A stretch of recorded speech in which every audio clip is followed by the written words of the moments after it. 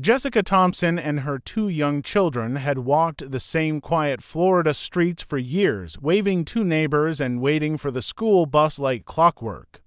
But on one ordinary Thursday morning, everything changed in an instant. Jessica's SUV barreled out of control, slamming into the very bus that carried her neighbor's children, leaving a community stunned and asking a terrifying question: what had driven her to this? It was a bright Thursday morning in a quiet Florida suburb, the kind of neighborhood where mornings were slow and predictable. Sunlight filtered through the tall palm trees lining the streets, and the air carried the faint smell of salt and blooming flowers. Children clustered at the bus stop, backpacks bouncing on their shoulders as they laughed and exchanged stories from the previous day. Parents lingered nearby, sipping coffee, waving their kids off with gentle reminders about homework or lunch boxes. The street was calm, almost idyllic, the kind of place where everyone knew everyone else, and nothing ever seemed out of the ordinary. But that calm shattered in an instant. A dark SUV appeared at the end of the block, moving far too fast for the residential area. At first, some neighbors thought it was just a reckless teenager, but then the vehicle veered sharply, tires screeching against the asphalt. Children froze mid-step, their laughter replaced by confused gasps. The SUV struck the school bus with a deafening crash, metal crunching against metal, and the bus lurched violently to one side. Backpacks and lunch boxes flew through the air, hitting the floor with thuds that echoed through the street. The bus rocked again as frightened children screamed, clinging to their seats. Neighbors rushed outside, their phones already in hand, recording the chaos as it unfolded. Some ran toward the scene to help, while others called 911, their voices trembling with urgency. The driver of the SUV stumbled out of her vehicle, disoriented and unsteady, her eyes wide and darting as if she couldn't comprehend what had just happened. Her movements were erratic, jerky, and unpredictable. She swayed slightly on her feet, hands shaking as she tried to maintain balance. Those watching couldn't immediately tell if she had been hurt, but it was clear that something was deeply wrong. Witnesses described the woman as wild-eyed, almost unrecognizable from the person they thought they knew. She seemed completely disconnected from reality, as if she were somewhere else entirely, her mind consumed by something they couldn't see. A few neighbors cautiously approached, unsure whether she posed a threat or simply needed help, but her behavior was so erratic that even the bravest hesitated. Children on the bus clung to each other, tears streaming down their faces, some too frightened to speak. The bus driver, though shaken, quickly secured the doors and tried to calm the students.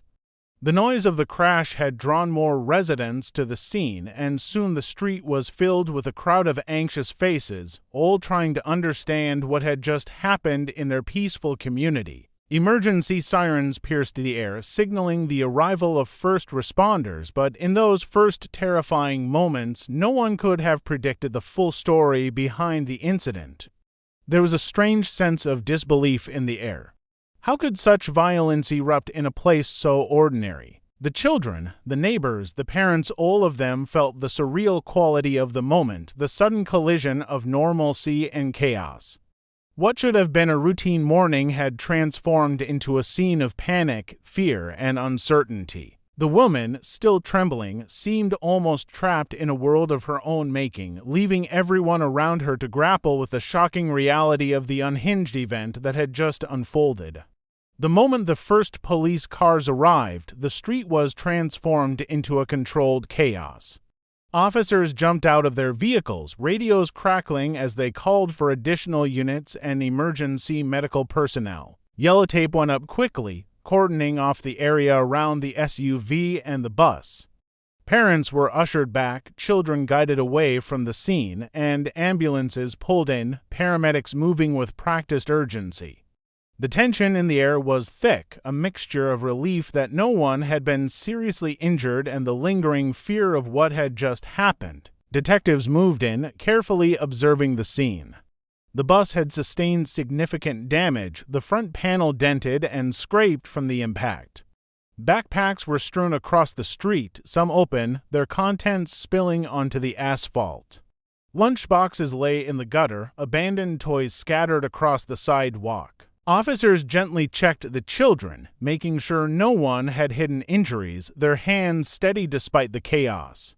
Some of the older kids were crying, shaking from fright, while the youngest clung to their parents, eyes wide and unblinking. Attention quickly turned to the woman who had driven the SUV. She remained near the vehicle, swaying slightly, her hands trembling. Her eyes were bloodshot, darting from one person to the next, as if she were searching for something that didn't exist. Detectives approached with caution, speaking to her in calm, measured tones, though it was clear that she could barely respond. Her words were jumbled and incoherent, a string of sentences that didn't quite make sense. Officers noted her behavior, documenting every twitch, every stumble, every odd expression. It was apparent that this was not just a simple case of reckless driving. Paramedics examined her briefly, checking her pulse and respiration, noting her dilated pupils and erratic movements. It was clear she was under the influence of something, but the substance was unknown. Her personal items were collected, including her phone and purse, which contained clues to her state of mind in the hours leading up to the crash. Detectives reviewed her recent history, discovering a series of alarming events over the past few months. There had been job losses, abrupt moves, strained family relationships, and social media posts that hinted at increasing instability. Toxicology reports were ordered immediately, and officers began piecing together a timeline. Neighbors were interviewed, recounting the moments before the crash, noting that she had been driving erratically even before reaching the bus. Surveillance footage from nearby homes and traffic cameras was collected, revealing a pattern of unusual behavior that day. The community's perception of the woman as a normal, quiet resident began to crumble under the weight of the investigation. As the investigation unfolded, authorities discovered the SUV contained more than just everyday items. Hidden compartments revealed notebooks filled with strange writings, lists of places she had visited, and maps with marked routes. Experts would later interpret these as signs of obsessive behavior, suggesting that the crash may not have been entirely spontaneous. The combination of recent personal turmoil, substance use, and compulsive patterns painted a troubling picture. It was clear that the events of that morning were the culmination of a deeper unraveling, and the suburban street that had seemed so safe would never feel the same again. As the investigation deepened, a web of secrets began to emerge, revealing layers of a life that few had truly understood. Social media accounts that once seemed ordinary were combed through, uncovering posts that, in hindsight, appeared like warnings.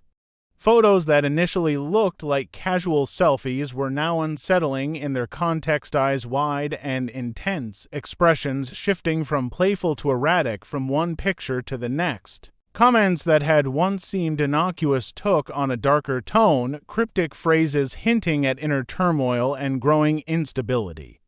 Friends and neighbors began to speak in hushed tones, realizing they had overlooked signs that something was seriously wrong. Detectives discovered that in the weeks leading up to the crash, the woman had been disappearing for hours at a time, her whereabouts often unaccounted for. She was seen frequenting unusual locations and purchasing items that didn't immediately make sense. Cash withdrawals, unregistered phone numbers, and abrupt changes in her daily routines suggested a life being lived on the edge of control. Each new detail added another layer of complexity, leaving investigators puzzled as they tried to understand her motives and mental state. Inside her SUV, officers found more than just everyday possessions. Hidden compartments contained notebooks filled with frantic writing, lists of streets and intersections, and maps marked with routes that seemed meticulously planned yet chaotic in intent. Some pages contained repetitive notes, almost obsessive, describing feelings of anger, paranoia, and confusion. Detectives began to piece together a timeline of her movements in the days and hours leading up to the incident. Each new discovery painted a picture of someone teetering on the brink, caught in a spiral that was both alarming and tragic. Neighbors' accounts revealed additional details that painted the crash as part of a larger, disturbing pattern. Several described seeing her driving erratically in the weeks before the incident, swerving between lanes, stopping abruptly, or accelerating without warning. Some had assumed she was simply having a bad day, but with the crash now a reality, those moments were viewed as early signs of a dangerous unraveling. Her home, too, reflected chaos. Investigators found evidence of sudden moves, unfinished projects, and items packed and unpacked with no apparent reason, all hinting at a mind struggling to maintain stability. The toxicology results confirmed suspicions she had been under the influence of substances known to cause disorientation, heightened anxiety, and impaired judgment. Experts later noted that the combination of substance use and personal stressors created a perfect storm, amplifying impulses that might otherwise have been contained. It became clear that the crash was not entirely random, but rather the result of a mind overwhelmed by compounding pressures. Despite the mounting evidence, one aspect remained perplexing. There was no history of violence. Friends described her as generally caring, someone who had been struggling quietly. The juxtaposition of her outwardly normal life with the chaos she had unleashed left the community searching for answers. How could someone so familiar, so seemingly ordinary, suddenly become a danger to themselves and others? Each new revelation deepened the mystery, and the narrative of a quiet Florida neighborhood transformed into a story of hidden turmoil, obsession, and the fragile line between stability and catastrophe. As the investigation moved forward, the story of the woman became increasingly complex, revealing a series of personal struggles that had gone largely unnoticed. Court documents and interviews with family and friends painted a portrait of someone who had recently experienced profound loss. A close family member had passed away unexpectedly, leaving her emotionally unmoored. The grief, combined with mounting pressures from failed relationships and a recent job loss, seemed to weigh heavily on her, gradually eroding her ability to cope. The detectives began to understand that the crash was not simply an isolated act of recklessness, but the culmination of months of emotional unraveling. Surveillance footage added another layer of understanding, showing her SUV weaving through the neighborhood long before the collision. She had narrowly missed pedestrians, swerved past parked cars, and nearly struck another vehicle. The footage suggested a chaotic journey, one that was both aimless and dangerous. Investigators analyzed her movements, noting patterns that hinted at confusion and disorientation. Some experts speculated that she might have been in a fugue-like state, unable to fully process her surroundings, while others believed that substance influence had amplified an already fragile mental state. Inside her home, authorities found further evidence of her inner turmoil. Notes, journals, and scattered papers detailed a mind consumed by anxiety and obsession. She had meticulously recorded thoughts, fears, and perceived slights, often circling back to the same ideas in a repetitive, almost compulsive manner. Items that seemed mundane at first, grocery lists, calendars, and reminders, took on new significance when placed alongside her more frantic writings. They hinted at a growing obsession with control, as if she were trying to impose order on a life that felt increasingly chaotic. Interviews with friends and acquaintances revealed that her behavior had become noticeably erratic in the months leading up to the incident. She had isolated herself socially, canceled plans abruptly, and displayed sudden bursts of anger or agitation. Neighbors reported hearing strange noises from her home at odd hours and seeing her pacing or wandering the streets late at night. These seemingly small signs, overlooked at the time, now painted a picture of a person teetering on the edge of a psychological breakdown. The combination of grief, stress, and substance use created a dangerous mix. Toxicology reports had confirmed the presence of stimulants and other substances known to amplify anxiety and impair judgment. Experts explained that even a minor trigger could set off extreme behavior in someone already destabilized, and the SUV crash was the tragic manifestation of this vulnerability. It was not merely an accident, nor entirely deliberate, but the result of a complex interplay of factors that had been building for months. As the investigation continued, it became clear that the incident had implications far beyond the crash itself. It forced the community to confront uncomfortable questions about mental health, substance abuse, and the hidden struggles that people may face behind closed doors. The woman's story was a reminder of how quickly ordinary life can spiral into chaos and how fragile the boundary between stability and danger can be. Each revelation added to the suspense, leaving everyone involved questioning how a quiet morning in a peaceful neighborhood could turn into a moment of such extreme and unanticipated peril. The aftermath of the crash left the community reeling, the impact lingering long after the street had been cleared and the SUV towed away. Children returned to school, but the laughter and carefree chatter of previous mornings felt muted, replaced by an underlying tension. Parents lingered longer at bus stops, eyes scanning the streets for signs of danger, their voices gentler but tinged with anxiety as they reminded their children to be careful. Even those who had only witnessed the event from a distance carried a sense of unease, a reminder that life could change in an instant. The woman faced a series of legal proceedings charged with reckless endangerment, driving under the influence, and other related offenses. Court documents painted a troubling picture of her state of mind, detailing her personal struggles, substance use, and erratic behavior. As the case unfolded, attorneys and mental health experts weighed in, debating whether her actions were the result of deliberate recklessness or a severe psychological breakdown. The discussions were complex, the lines between culpability and illness blurred, and the courtroom became a space where difficult questions about responsibility and mental health were examined in painstaking detail. Neighbors and witnesses reflected on the incident, grappling with the shock that someone they had known casually could commit such a dangerous act.